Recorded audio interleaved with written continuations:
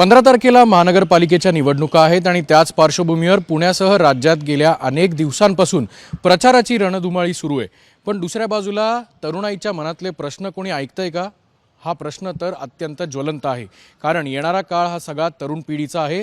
तरुण पिढीच्या मनातले प्रश्न काय आहेत, त्यांच्या समस्या काय आहेत, या जाणून घेण्यासाठी सकाळ माध्यम समूह, साम टीव्ही आणि यंग इन्स्पिरेटर्स नेटवर्क प्रस्तुत अपेक्षा तरुणाईच्या वी आर द वोटर्स या कार्यक्रमात मी अक्षय बडवे तुमचं सगळ्यांचं स्वागत करतो। मी आज ज्या कॉलेजमध्ये आहे हे अत्यंत पुण्यातलं AISSMS कॉलेज जे आहे ते नामांकित कॉलेज आहे आणि ह्या सगळे विद्यार्थी आपण या ठिकाणी आपण बघू शकतो। याच्यातले काही विद्यार्थी जे आहेत ते फर्स्ट टाइम वोटर्स आहेत, म्हणजे यंदाच्या निवडणुकीत ते पहिल्यांदाच वोट टाकणार आहेत। आणि दुसऱ्या बाजूला याच्यातले अनेक विद्यार्थी आहेत जे या आधी सुद्धा वोटिंग करून आलेले आहेत। या आधी तुमच्यापैकी कोण होतं ज्यांनी मतदान केलं होतं, म्हणजे विधानसभेच्या निवडणुकीला? आपण आता यांच्याशी गप्पा मारूयात। काय कसं वाटलं मित्र, जेव्हा फर्स्ट टाइम वोटर तू होता मागच्या विधानसभेला, काय अनुभव आला होता तुला, किंवा कशी एक्सपिरियन्स केली होती ती प्रोसेस सगळी कशी अनुभवली? सर, जेव्हा मी फर्स्ट टाइम वोट केलं तेव्हा म्हणजे मला तरी चांगलं वाटलं, कारण मी माझं मत देतोय पहिल्यांदा।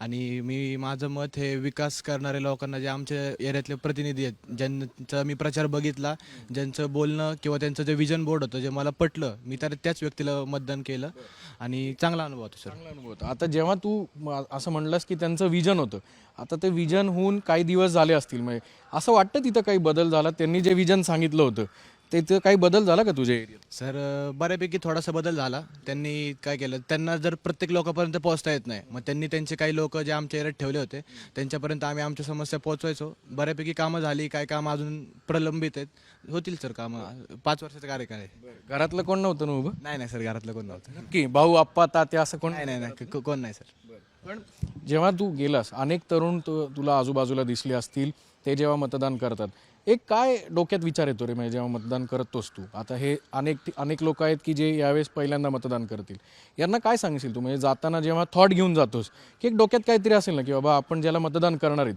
त्याच्याकडनं काय अपेक्षा असतात? सर, काही जणांचं कसं असतं की कोण ओळखीचं आहे म्हणून मतदान करतो, काही जणांना माहितीच नसतं की उमेदवार कोण आहे, फक्त पक्षाचं बटन बघून मतदान करतात। पण तसं न करता आपण आपल्या एरियात जो माणूस फिरतो, आपल्या जो कामांना येऊ शकतो, त्याला आपण मतदान केलं पाहिजे।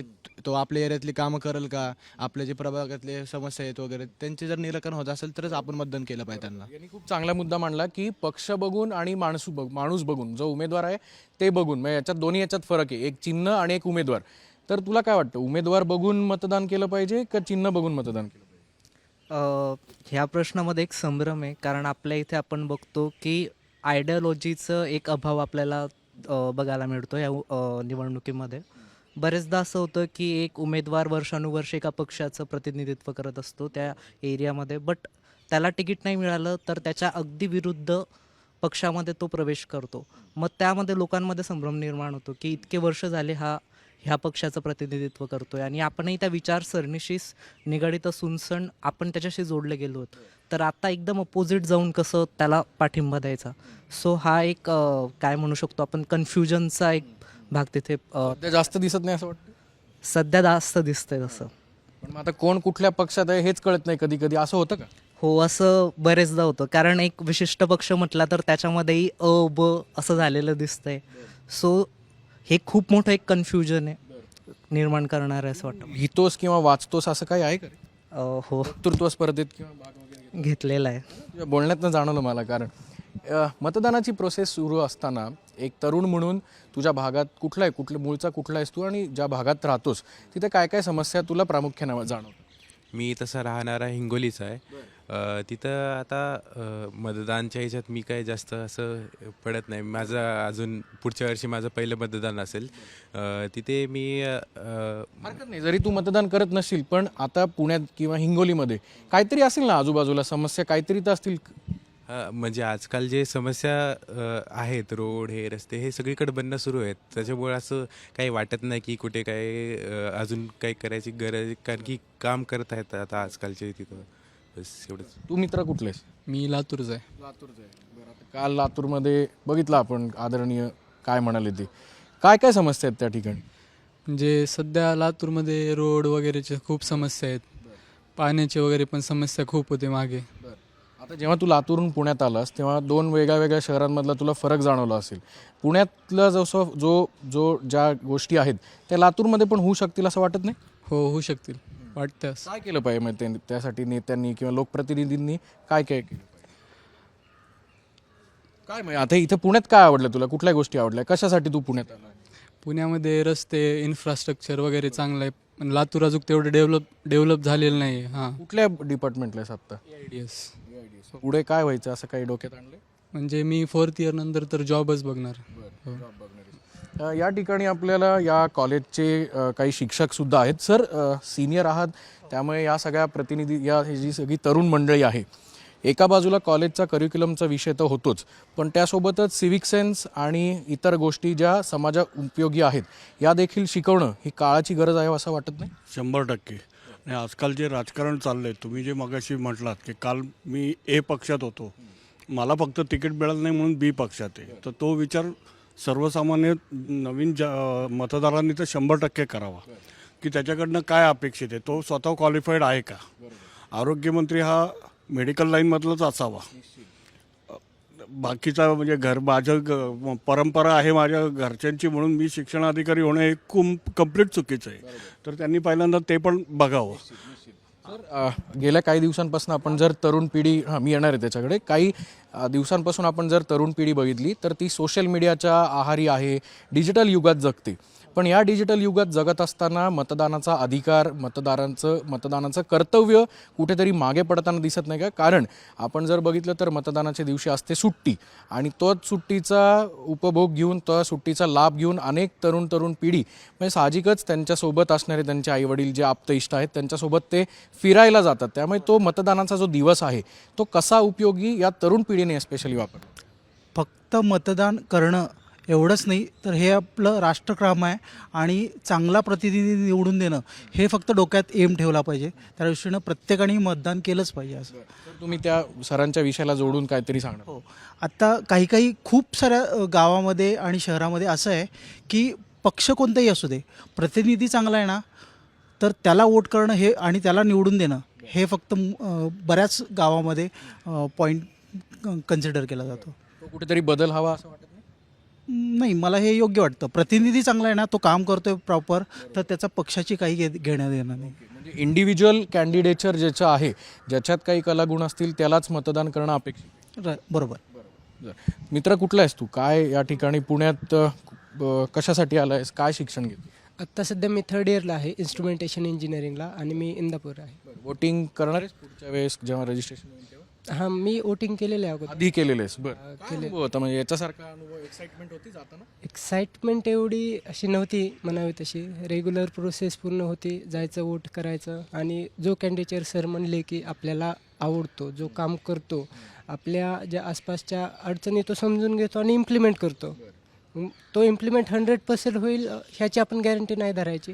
इवन 80% जरी झाली तरी ते आपल्यासाठी बेस्ट आहे, आणि त्यासाठी वोटिंग करायचं. म्हणजे समाधान मांडणं अपेक्षित आहे, फक्त तक्रारी करून चालणार नाही. हां, समाधान म्हणजे मांडलं पाहिजे, आणि कसं ते 80% 90% झालं, कसं 95 होईल ह्याकडे आपण बघितलं पाहिजे. राज्याचे कृषी मंत्री सुद्धा इंदापूरचे. काय आहे ओळख बिळख? काय फोन बिन होतं? एवढं ते नाही. एवढं ओळख नाही. पण काय समस्या इंदापूरमध्ये, काय काय भाग आहे? मध्ये रस्ते होतात ते डेव्हलप, पण ग्राउंड लेवलला असे खेड्यापाड्यांवरती किंवा वस्त्या ज्या आहेत, तर त्या ठिकाणचे जे उमेदवार आहेत किंवा जे त्यांचे मेंबर आहेत, तर त्यांनी थोडं कॉर्डिनेट केलं पाहिजे हायर ऑथॉरिटी, म्हणजे डायरेक्ट त्यांचे कनेक्शन सपोज आमदार असतील किंवा त्यांचे PA, तर त्यांच्याशी कॉन्टॅक्ट करून जे रस्ते रखडलेले आहेत तर ते केले पाहिजेत. आता काही ठिकाणचे होतात आहेत का, तर त्यांचे जे रेग्युलर मेंबर आहेत जे ग्राउंड लेवलचे, तर ते रीच करतात आणि वरचे पण त्यांना प्रतिसाद देतात. पण अशा ठिकाणचे आता काही मेंबर रीच करतात पण त्यांना प्रतिसाद भेटत नाहीत. कुठला आहेस तू मित्र? काय मी अलिबाग रायगड जिल्ह्यातला आहे. कोकणात ना आलास पुढे? हो. काय फरक जाणवतो अलिबाग आणि पुणे? इकडे समुद्र आहे, हे समुद्र नको सांगूस बरं, आमच्याकडे पण इथं मुळा मोठं आहे. नाही, इथे पुणे बघितलं तर ॲज कम्पेअर टू अलिबाग हा थोडा डेव्हलप्ड आहे, इन्फ्रास्ट्रक्चर वगैरे बघता. अलिबाग थोडं ह्या लॅगिंग आहे, म्हणजे रोड डेव्हलपमेंट म्हणा, फक्त टुरिझम आहे, रोड डेव्हलपमेंट नाही. इकडे इन्फ्रास्ट्रक्चर आहे, एज्युकेशन आहे, बस अजून काय लागतं एक स्टुडंट. काय वाटतं तुला, म्हणजे एखादं शहर डेव्हलप होण्यासाठी जो तुमचा नेता आहे, लोकप्रतिनिधी आहे, त्याच्यात काय काय क्वालिटीज पाहिजे? क्वालिटीज म्हणजे पहिली गोष्ट त्यांनी कामं सर्व केली पाहिजेत, जे पेंडिंग कामं आहेत ती, आणि जी जनता आहे त्यांचा किमान त्यांच्यासोबत संवाद साधला पाहिजे, त्यांचे प्रॉब्लेम जाणून घेतले पाहिजेत. हेच मला वाटतं. कमी बोलतोस ना तू, जरा खरं सांग मला. तुझ्या चेहऱ्यावरनं वाटतं काय बोलू असा मनात प्रश्न होता. कुठला आहेस तू? असं काही नाही, मी परभणी जिल्ह्यातून पूर्णा तालुका. या ठिकाणी आपण जर पाहिलं तर या विद्यार्थ्यांमध्ये सगळ्या विविध प्रांतातनं विद्यार्थी शिकायला येतात. सर, खरं तर कौतुक आहे कॉलेजचं की अगदी पश्चिम महाराष्ट्र असेल, कोकणातनं या ठिकाणी आलेले आहेत. काय समस्या आहेत प्राथमिक तुझ्या भागातल्या? अशा काही समस्या नाही आहेत, कारण की मी तिकडे जास्त नसतो, तर मला समस्या वगैरे तिकडच्या माहिती जे सर्वांच्या समस्या आहेत, रोड, पाणी वगैरे अशा समस्या असणार. एकदम गाव एकदम भारी आपलं, हां, एवढं काय प्रॉब्लेम नाही. काही प्रॉब्लेम नाही आहे. बरं, या ठिकाणी काही विद्यार्थिनी सुद्धा आहेत, त्यांच्याशीही बोलणारे. टेन्शन आलं आहे काही? नाही ना? कुठली राहणारी आहेस तू? मी अकोला. अकोला म्हणजे विदर्भातला? हो, विदर्भातला अकोला. किती वर्षांपासून पुण्यात आहेस? मी कॉलेज जेव्हापासून जॉईन केली तेव्हापासून पुण्यात आली आहे. काय म्हणजे पुण्यात राहताना काही अडचणी किंवा काही समस्या वाटतात तुला ट्रॅव्हल करत असताना? कशाने येतेस तू? मी मेट्रोनी. मेट्रोनी येतेस? वा, आता मेट्रोचा तुला माहिती आहे, सगळेजण मेट्रो मेट्रो म्हणतात. खरंच फिजिबल आणि एकदम छान वाटतं मेट्रोनी? हो, वाटते. काय असे क्वालिटी? मला असं वाटते की पुणे डे बाय डे खूप डेव्हलप होत चाललं आहे आणि जर का एक सिटी जी आहे ती डेव्हलप होत आहे तर तिथे मेट्रो आणि असे जे म्हणजे गोष्टी जे आहेत ते येणं म्हणजे फार कॉमन आहे. आणि आपण बघून राहिलो की दूर दूरपर्यंत आता मेट्रो जी आहे ती फैलून राहिली पुण्यात. तर मला असं वाटते की लोकांना इझिली एका जागेवरून दुसऱ्या जागेवरून कमीत कमी पैशात पोहोचवण्यासाठी हे जे कार्य केलं गेलेलं आहे पुणे गव्हर्मेंट थ्रू ते खूप चांगलं आहे. आणि मेट्रो जी आली आहे आपल्या पुण्यात ते त्याच्याबद्दल मी पॉझिटिव्हच म्हणणार, कारण की त्याच्यानी मला पण फायदा होत आहे आणि बाकी सर्वांना पण फायदा होऊनच राहिला आहे. तिकडं अकोल्यात व्हायला पाहिजे का असं वाटत नाही? व्हायला पाहिजे पण तिथे झालेली नाही आता. होईल? हो, वेळ लागेल पण होईल. काय विश्वास आहे. कुठली आहेस तू? कुठून प्रवास? वा, नाशिक, परभणी, अकोला, रायगड, काय अलिबाग असे सगळे विविध आहेत. पुण्यात किती वर्षांपासून? माझं फर्स्ट इयरच आहे. मी जस्ट आले 6 महिने झाले. कसं वाटतं पुण्यात राहून? मस्त आहे, सिटी मस्त आहे. हो, म्हणजे इथे खूप जसं ही बोलली मेट्रो वगैरे सर्व म्हणजे पूर्ण सुविधा उपलब्ध आहे. आणि तसं नाशिक पण डेव्हलप आहे, पण नाशिक हळूहळू डेव्हलप होतं आहे. तर मग मला पण असं वाटतं की नाशिकमध्ये पण मेट्रो वगैरे व्हायला पाहिजे. कुंभमेळा होतोय तिकडे, हो जाणार का नाही कुंभमेळा? हो, जाणार. अनेक विषय आहेत की ज्या अगदी बेसिक आहेत. कुठली आहेस तू ताई? सांगलीची. हो. जेव्हा पुण्यात येतेस रात्री वगैरे जाणं होतं फिरणं, FC रोड जे कसं वाटतं रात्री फिरताना? काही भीती वाटते शहरात फिरताना वगैरे? नाही वाटत. हो, सेफ आहे. काय असं वाटतं की शहरात, पुणे शहरात अशा कुठल्या गोष्टी आहेत की ज्या तुम्हाला आवडतात, तिथे छान वाटतं आणि जेणेकरून तुम्ही पुण्यात आलात? फर्स्ट ऑफ ऑल तर एज्युकेशन सिस्टीम, पुण्याची एज्युकेशन सिस्टीम ही बेस्ट मानली जाते आणि इथले इन्फ्रास्ट्रक्चर पण छान आहे आणि जे सोयीसुविधा आहेत त्या खूप चांगल्या आहेत. आणि इथं अदर कंपनी वगैरे IT पार्क वगैरे असल्यामुळे इथं डेव्हलपमेंट झालेली आहे बऱ्यापैकी आणि ते युजफुल आहे स्टुडंटसाठी सुद्धा. गेल्या अनेक दिवसांपासून आपण जर बघितलं तर तुमच्या भागात अनेक रिक्षा फिरत असतील, आम्हाला मतदान करा, आम्हाला मत द्या, असे अनेक चेहरे तुमच्याकडे येत असतील ज्यांना तुम्ही ओळखतही नसाल. असं वाटतं की खरंच हे लोक मतदान जेव्हा मागतात तेव्हा नंतर आश्वासनं पूर्ण होतं? सर नाही, आश्वासनं कधीच पूर्ण होत नाही. ते फक्त कागदावरती लिहिले जातात आणि त्यानंतर तेही विसरून जातात. मी भरपूर लोकांशी संवाद साधला तर हे कळालं आहे की लोक फक्त मतदान मागण्यासाठी येतात, त्यानंतरून तो नेता त्या 5 वर्षाच्या कारकिर्दीत कुठेच दिसत नाही. परत ते वेगवेगळे खेळ ऑर्गनाईज करतात, पैठणीचा खेळ घेतात, साड्यांचा खेळ घेतात, परत वेगवेगळे खूप काही गेम्स वगैरे ऑर्गनाईज करतात किंवा वेगवेगळ्या गोष्टी, डान्स शो म्हणा वगैरे. पण मग ते त्या काळापुरतेच असतात. ते ना एम्प्लॉयमेंट देत आहे कोणाला, ते ना कोणाला शिक्षणाची नीट संधी देत आहे. सर आता मी नाशिककडून आलेले, आज आपण पुण्यामध्ये मेट्रोची गोष्ट करतो, पण मी ज्या गावातून येते त्या गावामधून फक्त 2, सकाळी 6 ते संध्याकाळी 6 अशा 2च टायमिंगला बसेस येतात. तर मग ही परिस्थिती कुठे आहे? म्हणजे एका साईडला डेव्हलपमेंट होते तर दुसऱ्या साईडला डेव्हलपमेंट होत नाही. आणि मी पुण्यामध्ये राहते, आता मला 1.5 वर्ष झाले. तर मग कचऱ्याची परिस्थिती खूप भयानक आहे. कचरा अजिबात नीट गोळा केला जात नाही. आता शनिवारवाडा परिसरात बघितलं, PMC परिसरात बघितलं तर खूप कचरा आहे. तो एकदम पुण्याचा मेन सेंटर भाग आहे, तर तिथे कचऱ्याचं व्यवस्थापन व्हायला हवं, त्या गोष्टीकडे लक्ष केंद्रित करायला हवं, पण ते होत नाही. आणि अशा भरपूर गोष्टी आहेत. पुण्याचं ट्रॅफिक म्हणायला गेलं तर खूप भयानक ट्रॅफिक लागतो कॉलेजला? सर मला तरी 50 मिनटं, म्हणजे मी आता सध्या राहतेस तू? मी आता मॉडेल कॉलनीमध्ये राहते. शिवाजीनगरच्या? हां, तिथून मला 40 मिनटं लागतात यायला. जी बसचं नेटवर्क आहे ते आहे, प्रॉपर आहे, मेट्रोमुळे काही प्रॉब्लेम येत नाही. आणि जॉब एम्प्लॉयमेंट तर नाहीच आहे. नाहीच आहे. नाही, एम्प्लॉयमेंटच्या संधी सुधारायला हव्यात. परत सर अजून एक प्रॉब्लेम आहे की पुण्यामध्ये जे रेंट घेतात लोक, ते रेंट खूप जास्त घेतात. म्हणजे आमच्यासारख्या ग्रामीण भागाकडून आलेल्या विद्यार्थ्यांना प्रश्न पडतो की राहायचं कुठे, आणि जेवणाचे पैसे, आणि जरी आम्ही पैसे देतोय ते खूप जास्त चार्ज करतात डब्यासाठी. पण मग त्याला काय ते गोड देत नाही तो. नाही सर, म्हणजे क्वालिटी पण देत नाही जेवणात आणि पैसे पण जास्त घेतात. आणि अजून प्रॉब्लेम सांगायला गेलं तर हां, म्हणजे रोड क्रॉस करताना वृद्ध म्हणा किंवा बाकीच्या लोकांना प्रॉपर एक पाथवे हवा, त्याच्यावरतून पण लोक गाडी घेऊन जातात. म्हणजे ट्रॅफिक रूल्स फॉलो होत नाही.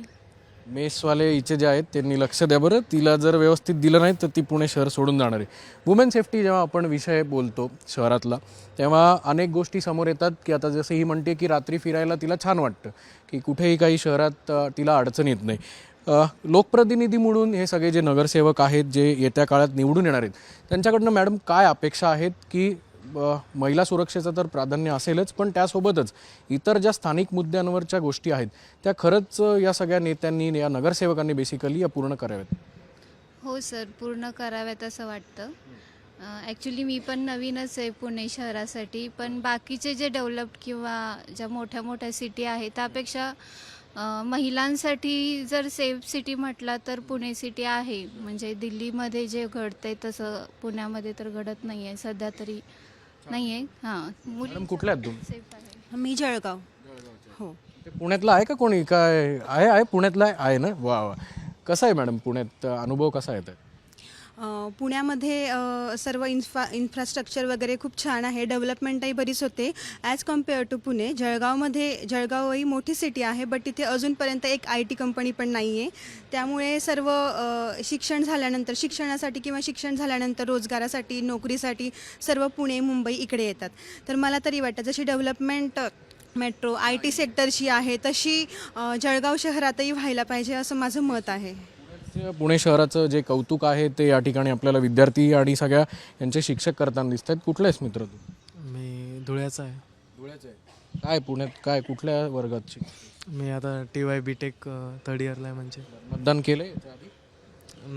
मतदान कार्ड आहे पण नाही केलं. अरे असं काय? काहीतरी फिरायला गेला होतो मी मगाशी, म्हटलं ना की फिरायला जाणार. उपयोग नाही आहे मतदान. काय म्हणजे आपल्या अपेक्षा कधी पूर्ण होत नसतात. आता बेसिकली बघायला गेलं तर आपण खूप साऱ्या गोष्टींच्या, म्हणजे आता तुम्ही म्हटलं जसं रिक्षावाले फिरत आहेत. आता जसं पार्टीचं नाव नाही घेणार, पण आता रिक्षांवरती लिहिलं आहे की मुलामुठा क्लीन करणार म्हणून. मग यांना 3 वर्ष दिसले नाही का? मी 3 वर्षापासून तर इथेच आहे पुण्यात. ती मुलामुठा काळ्या पाण्यानेच वाहते.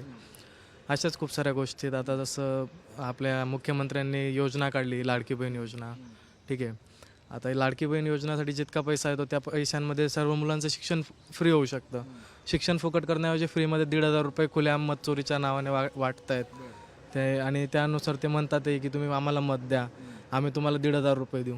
त्या 1,500ने मला तरी नाही वाटत कोणाचं भलं होतं आहे. ठीक आहे, गरीब आहे, तुम्ही गरिबांना देताय 1,500 रुपये, पण त्या 1,500 रुपयाने दुसरे ज्यांचं शिक्षण होऊ शकतं. आता मी धुळ्यातनं बिलॉंग करतो. आता जसं मॅडम म्हटल्या त्या पण जळगावच्या आहेत. आम्ही खानदेशात, आमच्याकडे एवढं शिक्षित भाग नाही आहे आमचा. आमच्या लोकांना शिक्षण हवं किंवा मग डेव्हलपमेंट हवी. त्या गोष्टींसाठी कोणी स्टँड घेत नाही. ते फक्त बोलतात आणि गोष्टी करत नाहीत. जास्तीत जास्त काही झालं का मग आता ही गोष्ट चालू आहे, जय श्रीराम असं म्हणून देणार, बस. दुसरं काहीच नाही. देवाचं नाव घेणार कोणी, म्हणजे जातीवाद वाढवणार. आणि काही गोष्टी करायचं म्हटलं तर मग तोंड लपवून पळून जाणार. जसा एकदमच सिरियसली सांगतोय, म्हणजे काहीतरी मोठा अनुभव आहे. मोठा अनुभव म्हणजे मी स्वतः रात्री ड्युटी पण करतो सर. मी स्वतः ₹1,00,000 कॉलेजची फीज पण भरतो. ऑन ॲन ॲव्हरेज कॉलेजची फीज ₹1,00,000. जेवढा फंड तुम्ही लाडकी बहीण योजनेला देताय, जवळजवळ 40,000 कोटी, म्हणजे जितकं माझ्याही लक्षात नाही, ते मी जस्ट वाचलं होतं. त्याच्यापेक्षा निम्मेपेक्षा कमी फंडमध्ये तुम्ही शिक्षणासाठी ज्या योजना राबवतात ते करू शकतात. आता मुलगी वाचवा म्हणजे बेटी बचाव बेटी पढाव म्हटले होते, बट रेप केसेसची बी इन्क्रीमेंट झाली आहे. ठीक आहे, तुम्ही फक्त बोलण्यापुरतं, ते मार्केटिंगपुरतं तुम्ही जो पैसा खर्च करतायत आणि त्या गोष्टींना फक्त दाखवतात की आम्ही हे केलं ते केलं, पण त्यावरती इम्प्लिमेंटेशन होत नाही. आता जसं ट्रॅफिकचं झालं, जसं ताई म्हटलं की ट्रॅफिक रूल फॉलो होत नाही. आता रोजचं मी गाडीवरती येतो जातो, मी ट्रॅफिक पोलीस फक्त तेव्हाच बघतो जेव्हा लाल दिव्याची गाडी येत जात असते. त्याच्या व्यतिरिक्त मला कधी ट्रॅफिक पोलीस दिसले नाही. अभिनंदन मित्र, एवढं ओपनली तू व्यवस्थित विषय मांडतोयस म्हणून. काय म्हणजे आता बेसिक क्वालिटीज असं हा यांनी एक मोबाईल काढतेस या ठिकाणी यांनी सिरियसली सगळे विषय जे आहेत ते सांगितले. काय काय क्वालिटीज काय पाहिजे? तुझ्यासारखा स्मार्ट नगरसेवक तर सगळ्यांना पाहिजेच, पण काय क्वालिटीज काय पाहिजेत त्याच्या? क्वालिटीज ॲज इन फक्त इलेक्शनचा जेव्हा टाईम येतो तेव्हा सगळे असे झोपेत नव्हता तर ते नको. जसं की आता माझ्या एरियामध्ये रस्त्याचं काम बाकी होतं तर ते मागच्या 2 वर्षापासून बाकी होतं, पण आता इलेक्शन आले तर मी एक दिवस झोपलो आणि दुसऱ्या दिवशी रस्ता तयार होता. तर ही स्पीड जर रात्री झोपला आणि सकाळी रस्ता सकाळी रस्ता खरंच तयार होता, म्हणजे ही स्पीड जर जेव्हा खरंच प्रॉब्लेम आहे तेव्हा पण असली तर जास्त बेटर होईल. कुठे राहतोस तू? पुणे. मी स्पाईन रोडला राहतो, मोशी साईडला.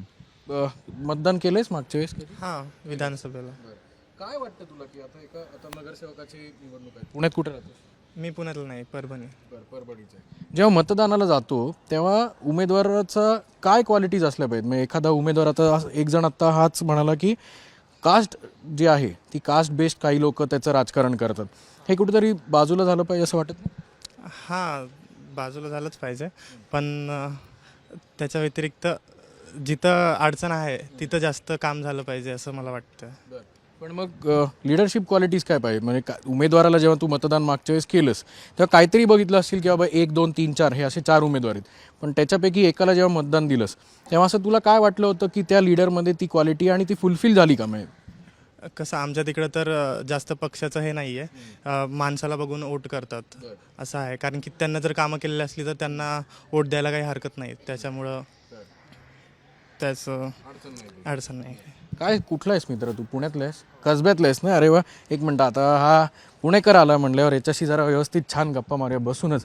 काय कसब्यात कसा वाटतो प्रॉब्लेम? तिथे काय काय प्रॉब्लेम आहे? कसब्यात जास्त करून तर गुंडागिरी वगैरे ते तर चालूच आहे म्हणजे, पण आत्ता सध्या जसं इलेक्शनचं पिरियड आलं आहे, सध्या एकदम नॉर्मल सगळं एकदम नाही का, म्हणजे सुपरकेशेट सिटी झाली, एकदम नॉर्मल सिटी झाली आहे. आणि तशीच जर म्हणजे कंटिन्यू राहिली तर एकदम बेटर राहील. आणि डेव्हलपमेंट पण खूप चांगली झाली, आता रस्त्याचे कामं खूप चांगले झाले, सायकल टुर्नामेंटमुळे झाली, काही इलेक्शनमुळे झाली, वी डोंट नो. बट रोडावरती रोड चढवला आहे त्यांनी, रोड चांगला होता त्याच्यावरती रोड चढवला, रोडावरती रोड केला. जे नाले होते, जे ओपन बंकर नाले जे होते ज्याच्यावरती रेलिंग्स होत्या पाणी आत जाण्यासाठी, ते बंद करून टाकले. कसब्यात राहत असताना 1 ते 4 आता त्रास होतो का? ते रिक्षावाले येतात मतदान मागायला, भोंगे वाजतात. ते तर आहेच, पण ते इलेक्शन पुरतंच ते येतात, त्यानंतर कोणी काही दिसत नाही. काही काय आहेत मोजके उमेदवार जसे की येतात बाबा हां तुम्हाला काय समस्या होती, ते येत नाहीत, बट त्यांचे काही काही माणसं असतात ठराविक की हां बाबा आहे, तर ते भले 50% का होईना पण ते करतात काम, असं नाही की तुम्ही करतच नाही काम. सो असं मतदानाला जाताना काय क्वालिटी बघितलं पाहिजे? आता तुमच्या एखाद्या उमेदवाराला जेव्हा तू मतदान करशील तेव्हा तो उमेदवार सक्षम आहे ह्याचे काय पॅरामीटर्स काहीतरी लावले असतील तू? लहानपणापासून जसं बघत येतोय की एक उमेदवार आहे सपोज, तो फक्त कसा होतो की इलेक्शन झालं हां बाबा 4 दिवस लोकांच्यात दिसणार वगैरे, त्यानंतर गायब होऊन जातात. तर असं नाही की बाबा तो कायम दिसला पाहिजे, माणसांना नाही का हाक मारली की लगेच धावून आला पाहिजे, किंवा काही गरजा असतात, काही मेडिकल असतात, काही रोडची कामं वगैरे, ड्रेनेज, परत कचरा वगैरे ते असतील तर त्यांनी जे ते पूर्ण करतील हे ते फक्त असं शब्द देऊन काय होत नसतं, ते केलं पण पाहिजे. असं शब्द देतात फक्त, पुढं काय करत नाही, करतात पण एवढं नाही की 50-1% पर्यंत डेव्हलपमेंट होती. आता या विद्यार्थ्यांच्या विविध समस्या आहेत त्या अगदी बेसिक आहेत, ज्याच्यामध्ये आपण जर पाहिलं तर रोड आहे, ट्रॅफिक आहे, आणि अनेक विद्यार्थी जे आहेत ते बाहेरच्या जिल्ह्यातनं पुण्यात येतात का? तर ते फक्त आणि फक्त शिक्षणासाठी. हेच जर शिक्षण त्यांच्या शहरात मिळालं तर कदाचित पुण्यासाठी येणारी त्यांची वाट जी आहे ती अजून सुखकर आणि सोपी जाईल. पण हेच विद्यार्थी जेव्हा पुण्यात येत आहेत, पुण्यातल्या मेट्रोकडनं, पुण्याच्या मेट्रोचं त्यांनी कौतुक केलंच आहे, पण शिवाय पुण्यात रात्री फिरतानासुद्धा त्यांना सुरक्षित वाटतं. पण अत्यंत महत्त्वाचे इतर विषय ज्याच्यामध्ये रस्ते आहेत, कचरा आहे, वाहतूक कोंडी असे विषय आहेत जे या सगळ्या विद्यार्थ्यांनी मांडलेले आहेत. 4 दिवसांचा नगरसेवक आम्हाला नको आहे, फक्त 50%च काम करणार नगरसेवक नको आहे, तर आम्हाला फुल टाईम नगरसेवक हवा आहे का? तर ही सगळी तरुण पिढी आहे, यांचे विविध प्रश्न आहेत. येत्या 15 जानेवारीला मतदान आहे, त्याच्या पुढच्याच दिवशी निकाल आहे, त्यामुळे या निकालानंतर हे नगरसेवक या सगळ्या विद्यार्थ्यांसाठी, त्यांच्या भागातले नगरसेवक हे 24 तास उपलब्ध राहतात का परिस्थिती जैसे थे राहते हे पाहणं तेवढंच औत्सुक्याचं ठरेल. कॅमेरामन सुमित भोसलेसह अक्षय बडवे, साम TV न्यूज, पुणे.